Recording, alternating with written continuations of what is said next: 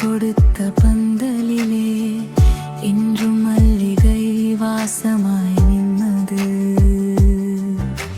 சிரித்த முகம்தான் எனக்கு தண்டனை, எந்த கோணத்திலும் நீங்காத ரகசியம். நீ நடந்து போன வழியெல்லாம் உன் சத்த ஓசை போல உறங்கு.